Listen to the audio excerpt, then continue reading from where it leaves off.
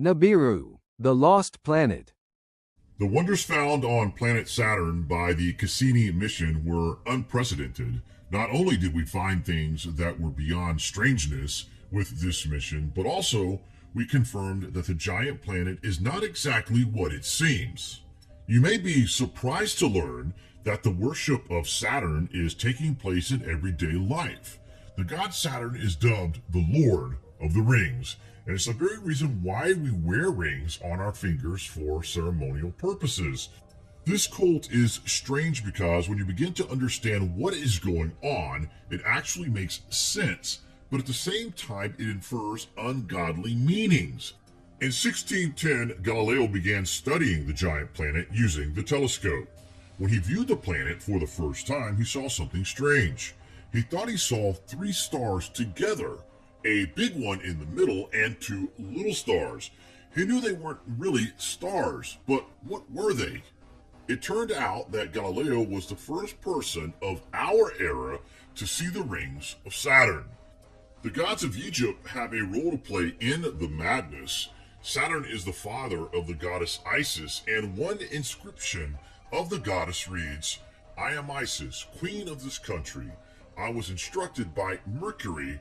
No one can destroy the laws which I have established. I am the eldest daughter of Saturn, most ancient of the gods." It is also said that the black cube of Mecca is highly symbolic of the planet, and the movement of the people around the holy relic is to signify the rings of Saturn. Stunning, if true. In the Roman and Greek writings, Saturn is seen as a cruel deity and summarized as follows. With the deposing of his father, Saturn became the ruler of the universe for untold ages, and he reigned with his sister, Opis, who also became his wife. It was prophesied that one day Saturn would lose power when one of his children would depose him. To prevent this from happening, each time Opis delivered a child, Saturn would immediately swallow it. When her sixth child, Jupiter, Zeus, was born, Opis had him spirited away to the island of Crete. She then wrapped a stone in his swaddling clothes. Her deception was complete when Saturn swallowed it, thinking it was the child. When Jupiter was grown, he secured the job of cupbearer to his father. With the help of Gaia, his grandmother, Jupiter fed his father a potion that caused him to vomit up Jupiter's 5 siblings: Vesta, Hestia, Ceres, Demeter, Juno, Hera, Pluto, Hades, and Neptune, Poseidon. Saturn always had a negative, if not evil, significance. In ancient times, it has been called the Greater Malefic, which was opposed to Jupiter, the Greater Benefic. Saturn is esoterically associated with man's limitations, restrictions, death, and decay. His Greek name was Kronos, the ruler of time, time being the main factor inevitably leading to the death of mortals. Saturn took the highest position in terms of importance in ancient times. Since in our time, more and more space probes pass by a huge cosmic body, its beauty and mystery deepen. When the Voyager mission flew past Saturn in the 1980s, they discovered a whimsical hexagonal shape in the polar regions of the planet. Moreover, this structure seemed completely artificial due to the previously verified size and almost ideal shape. At the same time, pictures and theories followed, which ripened for about 20 years until the Cassini device visited Saturn in the summer of 2004. The pictures taken were of high quality, but they did not provide a clear explanation for the nature of the big hexagon. In addition, they did not provide an alternative to people who simply did not want to accept the cloud formation proposed as an explanation for NASA. Some people insist that this structure is proof of a reasonable design from a distant past. Perhaps this is a tracking device or even some kind of space filling station. Hydrogen and helium-3 are abundantly present on Saturn and can be used for space travel. In many ancient records, Saturn was referred to as the Sun.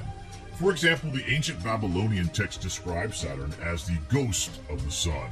The Maya believed that the sun that we see today was different in former times.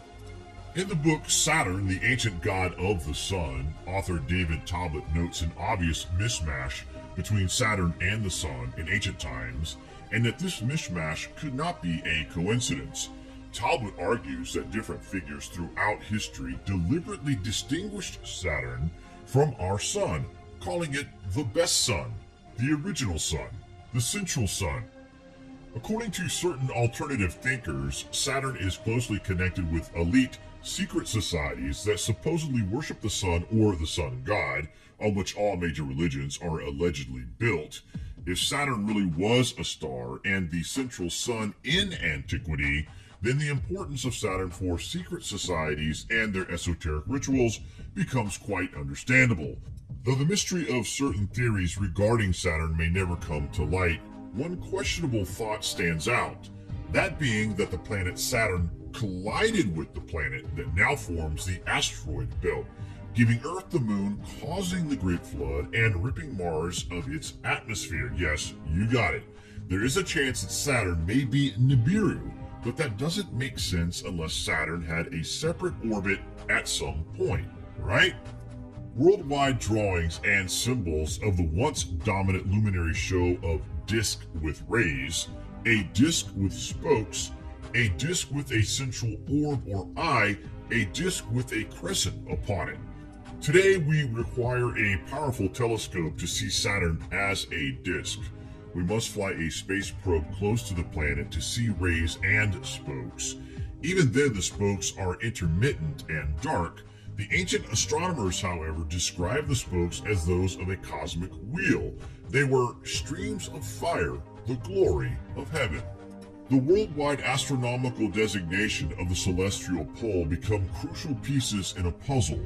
For this reason, the language establishes beyond any reasonable doubt that the pole is the remembered location of the archaic sun god Saturn. In modern astronomical terms, a planet at the celestial pole is a preposterous idea. All the planets in our sky, together with the Earth, move on a common plane around the sun, so that from Earth we see the planets moving on roughly the same arc across the sky as the sun. The paradox is glaring. No planet today approaches the Earth's celestial pole, and yet the ancient tradition of the polar sun confronts us everywhere. The Babylonians were apparently the first to develop systematic observations of the planets, and they recorded the celestial motions with considerable skill. But in laying the foundations of later astronomy, they also preserved a critical link with the past. Again and again, they asserted a claim that could only appear preposterous to the modern translator. They declared that the distant planets were the gods of former times. Sumerian myths say the rites and standards of kingship descended from the central luminary An, founder of the Golden Age. In Babylonian myth, the Sumerian An appears as Anu, first in the line of gods and kings, and according to the best authorities of Babylonian astronomy, the god Anu was mysteriously linked to the planet Saturn.